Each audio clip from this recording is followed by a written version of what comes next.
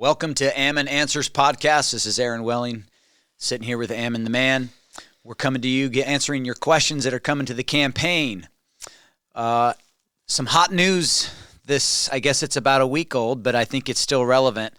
Homeless in Boise. Apparently he took a trip to the Capitol. There's a whole bunch of people camping out there, huh? Yeah, so I got some pictures, they were just sending it to me, and it looked like a, homeless encampment there just across from the state capitol. And I thought, well, and we better go down there and see what's going on. If you've visited Portland lately, it's unbelievable. Or any city. Like you go down to Las Vegas. My family lives about 80 miles from Las Vegas, so I've been down there a couple times. And there's entire streets, entire areas that are just completely covered with homeless people, and it's really terrible. I mean, they live right on the street, on the concrete, or wherever. They have these tents, and I mean, it's to me, it's disgusting. It looks like a terrible way to live. There's tons of drugs, and even from time to time, if you're there long enough, you'll see someone defecating on the sidewalk. And the police kind of just abandon the areas. They do. They have to. They can't spend all their time there. And so they almost abandon the area unless there's something major that goes on there. And every once in a while, a mayor or, somebody, commissioners or something will say, we're going to clean that area up and make them all move. And they just move to another area. And so when I saw this in Boise, I was a little concerned. I was a little nervous about what was going on there because that's exactly what it looked like. So I saw some of the news, I think, on Channel 7, saying something like they demanding human rights. I think the rights was everyone has a right to a warm bed. Now, you've done some research. You figured some stuff out that there's plenty of vacant warm beds, not government, but charity provided. Yeah, because, I got up this morning, walked to my truck, and I turned around and went and got my jacket because it was very cold. The wind's blowing, and I just can't imagine trying to stay outside in this weather. And so, your heartstrings are, pulled on a little bit, thinking that someone might not have a warm place to stay. And so, you might sympathize with this effort, for people to say, hey, there's homeless people out here and we need to take care of them. But the reality is in Boise and throughout Idaho is those people have beds to go to. They have a warm place to stay. For example, Boise Rescue Mission has, I think, right around 500 beds. And that night we checked, they had around 300 of them that were full. So there was another 200 beds that were full, and they could go in there and get a warm meal and stay there. And so, and it's not paid for by the government. This is paid for by people that, out of goodwill, have donated to Boise Rescue Mission so that they can take people in and make sure they have a warm place to stay. And so anybody can do that. They open their doors to anybody. So this is not about people needing a warm place to stay. They have that. Yeah, the system's in place, but they want something different. I didn't hear this firsthand. This came, I heard it from someone else, right, reporting that they were actually, requesting that we just need $1,500 or up to $2,000 a month, and we'll take care of ourselves. Yeah, so that's actually came through me. I went down there and I spoke to I spoke to multiple people there. But the first lady I spoke to was a young woman, and she was actually dressed in some designer clothing and stuff. And she must have been advocating for the homeless because she certainly didn't seem like she was homeless. And she opens up her phone and she begins to read, like word for word, this script about why they were there. And I could tell at that point that this was something else going on. It wasn't just the homeless saying we need help. This was some organization that was backing this and pushing this. And ultimately, what her solution, her suggestion for solution was, and what they were pushing is that the homeless just get a blank check. And it come from the city or it come from the state, $1,500 to $2,000 check.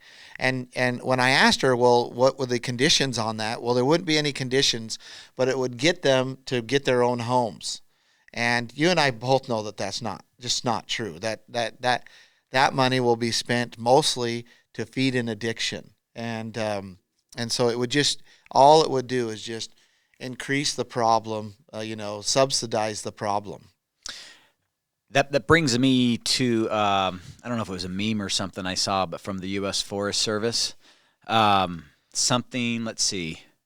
Yeah, so I actually got that. You got here. that? Yeah, Okay. we were talking about it earlier. It said the food stamps program is administered by the U.S. Department of Agriculture. They proudly reported that they distributed free meals and food stamps to over 46 million people on an annual basis. So they're, basically bragging about that. Well, interesting enough, the National Park Service is also under it's under the Department of Interior. The Forest Service is under the Department of Agriculture. But it asked, please do not feed the animals. Their stated reason for this policy being that the animals will grow dependent on the handouts and they will never learn to take care of themselves. That's from like the same federal agency. Two different things. Yeah, you got exactly. And it's just, one is explaining or asking people to not do something because of the reality of what happens when you feed an animal or people without them having to work and earn it, and they understand that, but yet here they are promoting and touting that they've been feeding 46 million people on an annual basis. Yeah, so I think there's something different, something underlying at play. People pushing narratives. Like you said, the lady looked like she was reading a script. There's been some thought and planning and preparation for these demonstrations and protests. And hey, that's our society set up to do that, but it's becoming on us that we find out what the true intentions, what's the real goal. And my big problem with government is they're never big enough. They're always growing, never shrinking, and taking what wasn't given. And these types of programs is what enables that. Well, we have to feed, we have to house, but don't feed the animals. Well, see what they you're right. And what they're after though is they're after this government funding. They want the government to pay for their living. And that is socialism, where the government takes by force from somebody else and gives it to another person through some program or whatever. And that's what they're after. Because they already have a way to take care of. We already have a way to take care of the homelessness. Right. Not through socialism, but through charity. That's right, through charity, not through welfare, not through government, socialism, but through charity. And people, which is amazing, and I can't say enough about Boise Rescue Mission. They are not government funded. They don't take government funds. And that's why we need to support institutions like Boise Rescue Mission that's been going on since the 50s. And they're filling a need there that is a true need. And they're doing it through charity. But these people, that's not good enough for them. They want the government to give them a weekly or a monthly check. They want to live off everybody else and not produce for themselves. They want to be able to do their drugs, or at least they want to use the people that are doing their drugs to get these funds in place. And it's a problem in Idaho. It's a real problem, and I think we're going to talk a little bit about that. But that's what they wanted, not necessarily to take care of the homeless. I saw, I think it was Channel 7, a gentleman, represented the side of the protesters, but then also asked good questions. And one of them was like, well, aren't there available spaces at these local charities? And the woman was very forthcoming. She's like, yeah, but a lot of the people don't want to follow the rules that the charity has established. Well, guess what? We have rules as a nation. Why would our rule, if we were to take on this responsibility as a government, why would they expect us not to have the same rules? Like, you can't do drugs here. Yeah, so Boise Rescue Mission and the others, they have, they're a Christian institution, and they have their standards. They can't just allow people to come in there into a room or into their areas and just start shooting up.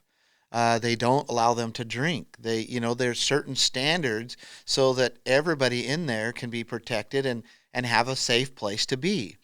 And there's many of the homeless that will choose to actually live out on the street, even in these very cold conditions, because they don't want to abide by those rules, even if it's just for a few hours, because they could go in there, stay the night, and then leave. They don't have to stay in there, from what I understand, for a long period of time, and go in there, stay the night, and then leave. Well, I'm sorry, like when you've got to that level where you just can't govern yourself even for a few hours. I mean, that's a serious problem that we have. But let's make it very clear. It's not that warm rooms are not available. They Right. are. And so this demonstration by whoever's putting it on, which isn't the homeless, it's somebody else.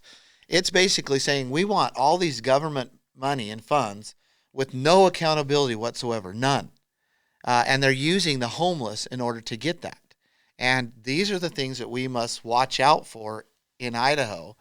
So let's talk about that then. What? Because I know you love researching. You love getting into the weeds and finding stuff out. Yeah. Do you have any examples you can share with us on like what the current leadership or current policies that are in place that are, encouraging this type of government action? So Idaho is increasing its health and welfare services by an extreme amount. For example, just shy of 40% of the state budget is going to basically welfare, health and welfare services. That's $4 billion just last year. Governor Little right now is increasing the government housing programs. I think he's allotting over $200 million for that. And Idaho right now under our, Republican leadership, if you will, we have increased the food stamps program more than any other state in the union. And so these are the things that we are doing I think Brad actually did a press conference where he touted we've done more in food stamps. Yeah, it's an accomplishment. Well, it's just like the Department of Agriculture here touting we fed 46 million people, right? And then you got another department or agency in that same department says, stop feeding the bears, stop feeding the animals. And there are principles that we must follow. They're conservative principles. And you don't encourage, drugs. You don't encourage homelessness. You don't encourage dependency. And how do you do that? You don't take money from other people by force and give it to other people and make them dependent. You don't. You allow charity, you allow churches and families and individuals to help other people temporarily to get them back on their feet, and you don't use the government to do it. And you allow business to hire them. I mean, I have not gone past a fast food joint, which is the lowest bar of entry, I think, of most work, right, paying $13 to $17 an hour, and they're all hiring nonstop for almost 2 years. Yep. So it's not like there's not a way. We want everyone to have warm beds. We want to have designer clothes, good food, all that stuff. But it's individuals' responsibility, and our system provides all of it. We're all going to have hard times. Charities picking up that when hard times fall on people. So I feel like we got a good system here. Well, we do. I mean, you can go down to McDonald's, get a job for $14, $15 an hour, right? Now that's not enough to provide for a family. You and I both know that, but it's enough to provide for an individual under certain conditions. And there's no getting around that. We have an affordable housing crisis. Inflation has gone crazy thanks to our president. Fuel, everything. So we have those problems that make it even more difficult. But taking money from other people when there's already these issues going on to redistribute it to people who aren't willing to work for themselves is only going to make that problem even much worse, because then someone goes and gets a job for $14 an hour because they're trying to get themselves out of the rut of this dependency. They go get it, and a third of that's taken by the state so they can turn around and give it to somebody else. And that's not how you get out of the situation you're in. You need to be able to keep the wealth that you have. You need to be able to use it to rent and then educate yourself, maybe get a better job and keep doing that. And that's how you do it. And so you don't do it by more government programs and more government spending. And we're talking about in Idaho, $4 billion just last year going to the Department of Health and Human Services, and that's your welfare programs. Wow. Well, some of the questions that have come in are, okay, you went down there, you saw them, You have your position on it. You're now sitting as the governor. What do you have in mind to do to kind of to address this? Yeah, well, we are. I mean, to make it very, very simple, and I have to do that, but because there's a lot of moving parts. But basically, to transfer this effort of the government redistributing wealth and trying to provide all these institutions and replacing the family and the church and the individual, the government, rather than the government doing that, we're going to transfer that and push that back upon families, churches, individuals, and there's a responsible way to do that to make sure it's successful. And Okay. it's going to take several years to do that, but churches should play a huge role, just like Boise Rescue Mission. That's what they do. And they're so good at, they're so much better at it than any government institution that you go to. So much better at it. And it's because, they have these principles and they have these standards, and every dime they get is like sacred funds to them. So they spend it, in a way that truly helps the individual. Well, we need to push these wasteful government, programs, and get the churches doing what they used to do, and get the families strengthening, so we don't have so many people that are dependent on drugs and so forth.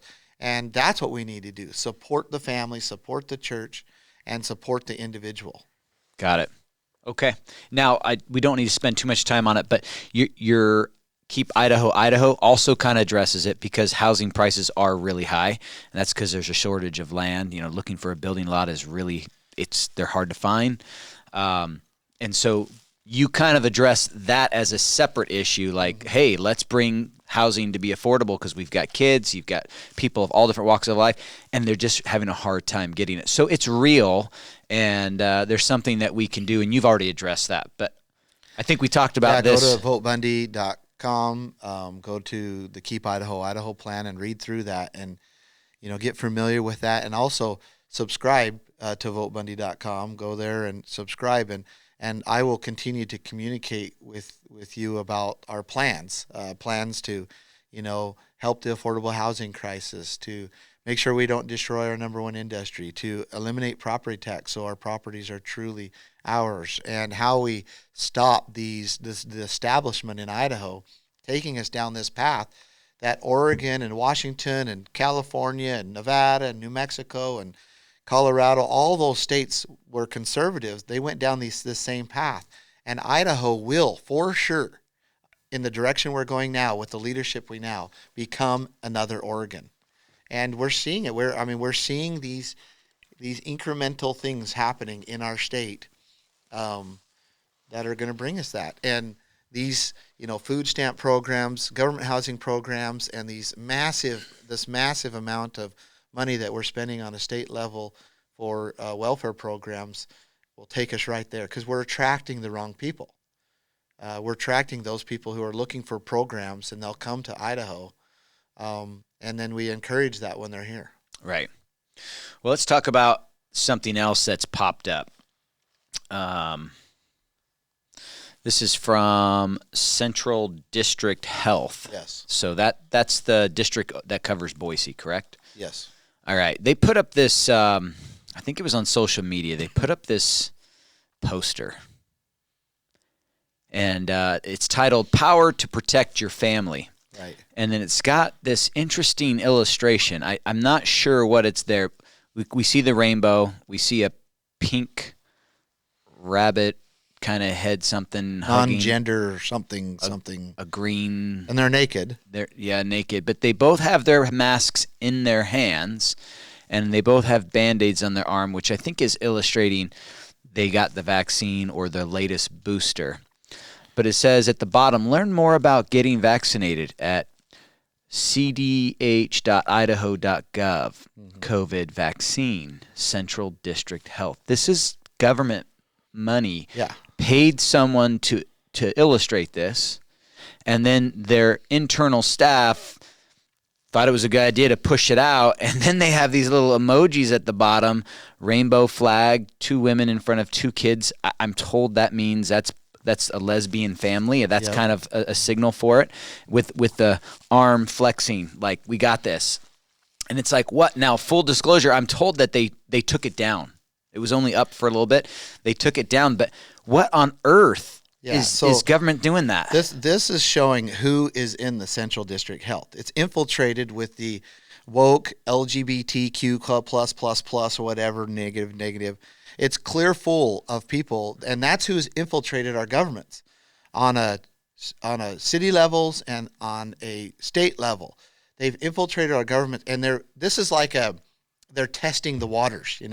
Let's send this out. It's full of just gay innuendos everywhere. It's got the flag and two genderless naked people that have been vaccinated holding masks, and they're hugging each other. It's got the emojis down here of a lesbian family and the rainbow flag, and the entire thing is a disgusting LGBT woke flyer, and it's paid for by the government, by Central District Health. And we have to wake up here in Idaho. We have to understand that the very same things that are happening in these other cities and these other states is happening right here in Idaho. And if we don't correct it, if we don't watch out for who is infiltrating our government, well, guess what they start pushing on us? This type of crap. And they probably only retracted because a lot of people spoke out about it. Oh, yeah, that's all. They're testing the water, but they're also desensitizing. That's correct. Right? But I think what's so telling is it tells you who is inside the Central District Health. Right. Who is there? Who is filled the seats, the bureaucratic seats in the Central District Health. And it tells you who they are. And they are, woke, liberal individuals who think that this type of, messaging is okay and should be promoted enough that they created the art and everything about it. There is no gender. They're naked. They're hanging on to each other. Their faces are weird. They're not even like. They're weird. They're and then they got masks they're holding on to. They've got a vaccine or Band-Aid. And then there's a rainbow flag behind it. And then they're calling it power to protect your family. This is not okay. I think this is what we have to fight against. And, popular or not popular, like me or not, this is what we need to fight against. We need to fight against it happening in our in our cities, in our health districts, in our state, and it is becoming rampant, and it will destroy Idaho just as it has the other states. As business owners, we look for red flags in our operations to see if something is maybe not going right. And, Governor, there's a lot of things, a lot of responsibility. That spot does fund a lot of these different organizations, but if the current establishment is truly conservatives, as they say they are, why is this even being permitted? Well, so I'm going to get to some notes here because I want to address that. Got to bear with me. My son got a hold of my computer and he's put 1 million pictures in here. But I got it here. I think it's important enough. Here we go. So you talked about why, if we're a conservative establishment, why our conservative state, Republican state, so forth, and why are we allowing these things to happen, And well, I want to go down through a list here. You have Tom Luna, who's the chairman of the Republican Party, who 10 years ago had to flee the state because he was funneling education funds into private accounts. You've got Jonathan Parker, who was the previous Republican chairman, who was caught, and I hesitate even saying this, but masturbating in public with a wig on. And so he's actually in jail. They kicked him out. They said, well, you've been caught, so you can't be the chairman for the Republican Party anymore. You got Mike Crapo, who has a DUI. You got Greg Cheney, who's an up-and-coming Republican star, and he's been put in jail and convicted of abusing his wife and saying he's going to commit suicide in front of his children. You've got Butch Otter, who has a DUI. You've got Fred Martin, who's been investigated twice for going into the girls' bathrooms in high schools. You've got others, the couple representatives, the in the Republican Party that were using state funds to have an affair. You've got Larry Craig, who was caught, I think, in Minnesota. Don't in the airport, right? Yeah, in the airport, soliciting homosexual sex. And then you got, our Ada County Sheriff who just left, Bartlett, who was, again, a leader in the Republican Party, who had to leave and abandon his sheriff position because he was giving promotions for sexual favors. This is our Republican Party here in Idaho. And then we wonder why we can go for 4 decades and not promote the Republican platform, not lower the size of government, not lower taxes, not get rid of abortion, not strengthen families. I mean, that's because these are the people that are leading us, and they're in control. They've been in control of the House, they've been in control of the Senate, and they've been in control of the governor's office for the last 4 decades. It's a big hill to climb there. Yeah. But it's important that we talk about it, we air it, so people can hear it, because it's. Lisa pointed out that she's like, I miss my husband. All he does is read and write, since you've been on this campaign. And because you're educating yourself, you're getting facts, you're not being swayed by just public opinion.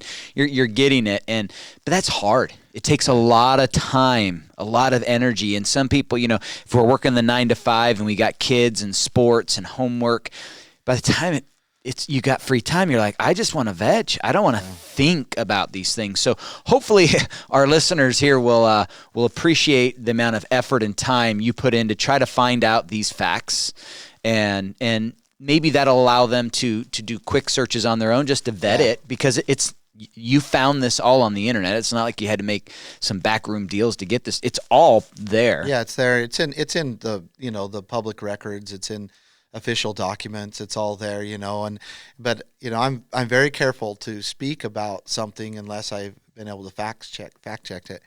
And in fact, if people go to votebundy.com, they go to events and then virtual town hall, I would encourage them to go to the January 11th virtual town hall, because I laid out some of the things we talked about here, and I give all the evidence of what's going on, and what Governor Little's doing, Scott Bedke, and those type. And then next month I will be doing it again, and I'm going to talk a little bit about this stuff and some of the things that they have done. We in Idaho, we must change our direction, and it's not going to be easy. It's not going to be easy to turn around the state to get it truly going a conservative way. But we need to, because Idaho has to be different. Idaho must become a refuge for people that want to be free, worship God, that want to be good neighbors, take care of each other, that want to keep the fruits of their labor. We must become a refuge from the rest of the world if need, and where people can come together here and be free. And there must be a place for that to happen. And I believe Idaho is that place, but it's not going to be easy, because we have to clean our own house. We have to get rid of the filth and clean the inner vessel first. Well, let's get on some happy stuff. This has been kind of gloomy. We've got a concert coming up February 23rd, Colin Ray. It's going to be at Stoney's Roadhouse in Emmett. Just some cool things that you guys may not be aware. There are camping RV spots on the premise, so if people want to come far, there's a place. You bring your RV, you can camp on site. There's also, if you're local and you just don't want to go home at night, right? You just want to party and then stay the night and go home in the morning. That's available, which is kind of cool for this venue. They've got fun stuff to do inside, like bull riding. They got the mechanical bull. I've always wanted to try that, so I may have to get on that one. I can't wait to see it, Aaron. They got lots of food vendors. I'm a little top heavy now, so man, I don't know if I can ride that thing or not. That's funny. I've never ridden one, so we'll see how I do. But there's some things that maybe you want to talk about. There are sponsorships available. So talk to the people. Tell them what these sponsorships for this concert might look like. Yeah, so if you go to Vote Bundy and go to events, Colin Ray, it lists them. We've got, if you're a business and you want to sponsor this, you can go in and purchase a sponsor. There's 3 different levels, and we'll promote your name. We have over 50,000 contacts that we'll be able to send this out to, text, emails, other ways. We'll promote it on our website so that you get some good advertising value. but mostly so that you can, buy these sponsors. You might have, there's some that have like 8 people that can come and be at a table. We'll take care of you. A couple of those people you can choose to go meet and greet with Colin Ray. There's of course good food. It's going to be a lot of fun, and then you will have a good seat there, right there, where you can watch the concert and have fun. There's VIP tickets, so you can be up front, and the atmosphere there is really amazing. I mean, they've done a really, really awesome job at creating a fun atmosphere, with good food and events and so forth. And Colin Ray, he's an amazing artist, and we're just going to have a blast. And we want people to come and, any of the proceeds goes to my campaign. So it goes to promoting and doing the things that we're doing, our videos, this podcast, traveling all over the state. I think now we're like at 116 public events since that we've promoted since I've been announced, and most of those I've spoke at. They're more like town halls or meet and greets or convocations. So I mean, we're getting this word out, and we're doing a lot of good with it, but we need people's support. So if you buy a ticket, you support the campaign. If you can't come for whatever reason, then donate to the campaign that way. And also share this information, share this podcast with everybody you can, so that people can understand, what we're all about, who I am, what I'm standing on, and maybe they'll get confidence that I can be their governor, and we can make some of these changes that need to happen in Idaho. I think on that point, though, it's good to tell our listeners that this is not just for Idaho voters or residents, right? Yeah. People fly into concerts around the world when they're seeing someone. So if you like Colin Ray, this is a cool opportunity. Colin Ray actually reached out to the campaign saying, hey, I support what you're doing. I want to do a fundraiser with you if you're open to it. And so that's... we have a contact that's friends with him. I'm friends with, he's friends with Colin Ray, and I'm friends with him, and that's how that all happened. And right. So, this is going to be a lot of fun. Yeah, so if you live in Florida or Texas, all these really conservative states, and you really like what's going on there, help us over here in Idaho. We'd love to, go to this concert with them and appreciate their support. And it just helps the movement, because this is we're the United States of America, and we can collect money from anyone in America. Yeah, and what's happening in Idaho right now, the political climate, and people that have come here and the people that are here, we have a true opportunity here to actually get Idaho right. Idaho is small enough and conservative enough that we can get it right, and we can be that example of how freedom will bring prosperity, happiness, peace, and the rest of the states can look at Idaho. So your money is not wasted donating to my campaign, because Idaho truly has a chance to be conservative and to spread that message of freedom throughout the United States and throughout the world, where other states, it's just, statistically almost impossible, but not Idaho. So we need your support. So give it to us, and we'll keep doing what we're doing. All right. Well, that wraps us up for another Ammon Answers podcast. Don't forget to like, follow, comment, share, get the word out. We appreciate your support and checking in with us. Until next time, thanks for joining us. Thank you.